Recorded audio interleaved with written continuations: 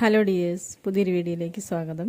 അപ്പോൾ ഇന്ന് ഞാൻ ഒരു ഈവനിങ് സ്നാക്സ് ആയിട്ടാണ് വന്നിട്ടുള്ളത്. വളരെ ടേസ്റ്റിയാണ്, അതുപോലെ തന്നെ ഹെൽത്തിയാണ്. നമുക്ക് പെട്ടെന്ന് നമ്മുടെ വീട്ടിലുള്ള ഇൻഗ്രീഡിയൻസ് കൊണ്ട് തന്നെ ഉണ്ടാക്കാൻ പറ്റുന്നതാണ്. കുട്ടികൾക്കൊക്കെ ഒരുപാട് ഇഷ്ടമാവും. അതുപോലെ തന്നെ നമുക്കും ഇഷ്ടാവുന്ന രീതിയിലുള്ളൊരു സ്നാക്കാണ് ഉദ്ദേശിക്കുന്നത്. നമ്മുടെ കായ്പോളയാണ്. അപ്പോൾ അതിനായിട്ട് ഇത് നല്ല പഴുത്തിട്ടുള്ളൊരു 3 പഴം ഞാൻ എടുത്തിട്ടുണ്ട്. അപ്പോൾ ഇതുപോലെ ഒന്നും ഇങ്ങനെ ബ്ലാക്ക് ആയിട്ടുള്ള പഴമായിരിക്കും ഒന്നുകൂടി നല്ലത്. അതാണ് ഒന്നുകൂടി ടേസ്റ്റി ആവുക. നമ്മൾ കുറച്ച് പച്ചയായിട്ടുള്ളത് നമ്മൾ ഒഴിവാക്കുകയായിരിക്കും നല്ലത്. നടുവിലൂടെ നമ്മൾ ഇതുപോലെ ഒന്ന് കട്ട് ചെയ്ത് പിന്നെ ചെറിയ പീസാക്കി ഇതുപോലെ ഒന്ന് എടുക്കുന്നുണ്ട്. അപ്പോൾ നമ്മൾ 3 പഴവും ചെറിയ പീസാക്കി അരിഞ്ഞെടുത്തിട്ടുണ്ട്. വലിയ തിക്കല്ലാതെ വലിയ മറ്റേ ചെറിയതോ അല്ലാത്ത രീതിയിൽ ഒരു മീഡിയം സൈസിലാക്കിയുള്ള പീസാക്കി എടുക്കുക.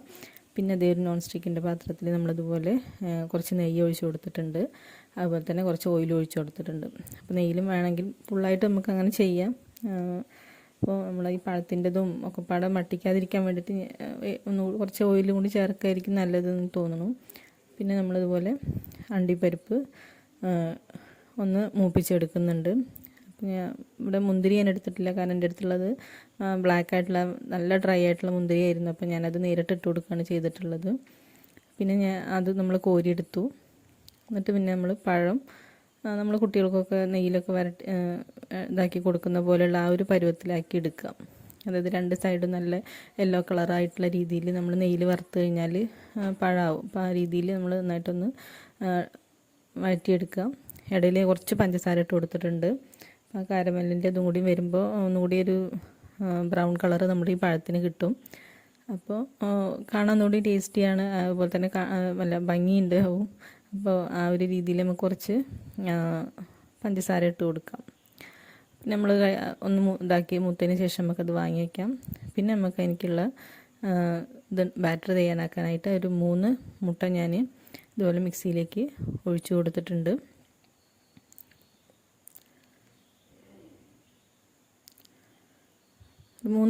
ഓരോ പഴത്തിനും ഓരോ മുട്ട എന്നുള്ള രീതിയിലാണ്. നമുക്ക് 4 മുട്ട വേണമെങ്കിലും എടുക്കാം കേട്ടോ. അപ്പോൾ എനിക്കത് ആ ഒരു മുട്ടയുടെ മണം വല്ലാതെ അങ്ങോട്ട് ഇതില്ലാത്തതുകൊണ്ട് ഞാൻ 3 എടുത്തിട്ടുള്ളൂ. നമ്മുടെ ചോയ്സ് പോലെ ചെയ്യാം. പിന്നെ ഒരു 3 സ്പൂണ് പാല് ഒഴിച്ചു കൊടുത്തിട്ടുണ്ട് അതിലേക്ക്. പിന്നെ നമ്മൾ പഴത്തിൽ ഓൾറെഡി 1 സ്പൂണോളം പഞ്ചസാര ഇട്ടിട്ടുണ്ട്. പിന്നെ ഇത് കുറച്ച് ഏലക്കാപ്പൊടി,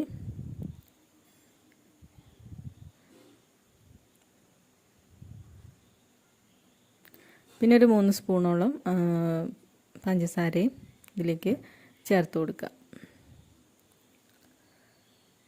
വല്ലാതെ മധുരം ഇടാതിരിക്കുകയായിരിക്കും നല്ലത്, കാരണം പഴവും നമ്മുടെ മുട്ടയൊക്കെ പാടാവുമ്പോൾ മധുരം ഓവറായി കഴിഞ്ഞാൽ നമുക്കൊരു മട്ടിക്കുന്ന പോലെ തോന്നും. അപ്പോൾ കുറച്ച് ഇടാം. അതായിരിക്കും ഒരു 3 സ്പൂണൊക്കെ മതിയാവും. അതാണ് പാകം. ഇനി നമ്മൾ അരച്ച് വെച്ചിട്ടുള്ള നമ്മളെ ബാറ്ററിലേക്ക് നമ്മുടെ വരട്ടി വെച്ചിട്ടുള്ള അല്ലെങ്കിൽ വഴറ്റി വെച്ചിട്ടുള്ള നമ്മുടെ പഴത്തിൻ്റെ പീസുകൾ നമുക്കിതിലേക്ക് ഇട്ട് കൊടുക്കാം. നന്നായിട്ടൊന്ന് ഇളക്കി യോജിപ്പിക്കുക. പിന്നെ ഇത് നമ്മളൊരു കടായി വെച്ചിട്ടുണ്ട്. അതിലേക്ക് എണ്ണ ഒഴിച്ച് കൊടുക്കുകയാണ്. നെയ്യാണ് ഒഴിച്ച് കൊടുത്തിട്ടുള്ളത്. പിന്നെ കുറച്ച് എണ്ണയും ഓയിലും ഞാൻ ചേർത്തിട്ടുണ്ട്. ഇനി അതിൽ ചൂടായി വരുന്ന സമയത്ത് നമ്മുടെ മാവ് ഇതിലേക്ക് ഒഴിച്ചു കൊടുക്കുകയാണ്. എല്ലായിടും ഒന്ന് പഴമൊക്കെ പൊന്തി നിൽക്കുന്നുണ്ടെങ്കിൽ അതൊക്കെ ഒന്ന് അമർത്തി സെറ്റാക്കി കൊടുക്കുക. അതിനുശേഷം അടച്ചു വയ്ക്കാം.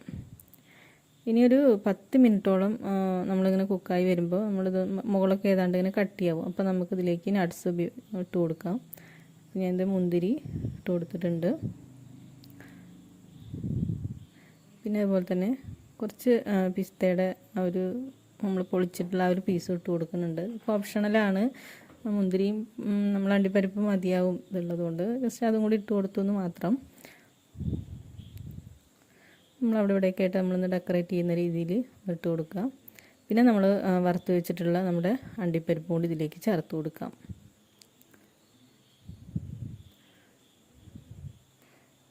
ഇപ്പോൾ ഇതെല്ലാതും ഫില്ല് ചെയ്ത് നമ്മളെല്ലാം റെഡിയാക്കി വെച്ചിട്ടുണ്ട്. ഇനി ഒന്ന് കുറച്ച് നേരം അടച്ച് വയ്ക്കാം. അപ്പോൾ ഏതാണ്ടൊരു വേവായ സമയത്ത് ഞാനതൊരു ഇരുമ്പിൻ്റെ ചട്ടിയിലേക്ക് മാറ്റിയിട്ടുണ്ടായിരുന്നു കേട്ടോ.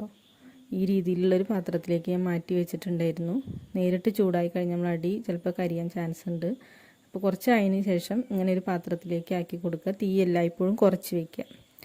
ഏതാണ്ട് വെന്തതിന് ശേഷം ഞാനിതിൻ്റെ അപ്പുറം കൂടി ഒന്ന് വെന്ത് കിട്ടാൻ വേണ്ടിയിട്ട് നമ്മളിതുപോലെ നോൺ സ്റ്റിക്കിൻ്റെ ഒരു പാനിലേക്ക് മാറ്റിയിട്ടുണ്ടായിരുന്നു.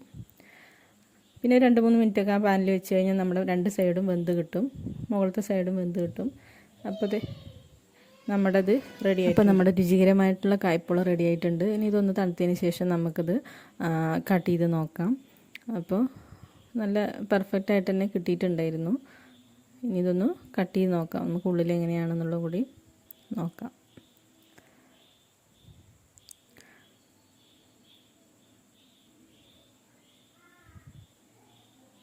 ഇതിൻ്റെ സൈഡ് കണ്ടാൽ നമുക്കറിയാം എല്ലാം നല്ല ടേസ്റ്റി ആയിട്ടും അതുപോലെ തന്നെ നല്ല ബ്യൂട്ടിഫുൾ ആയിട്ട് വന്നിട്ടുണ്ട്.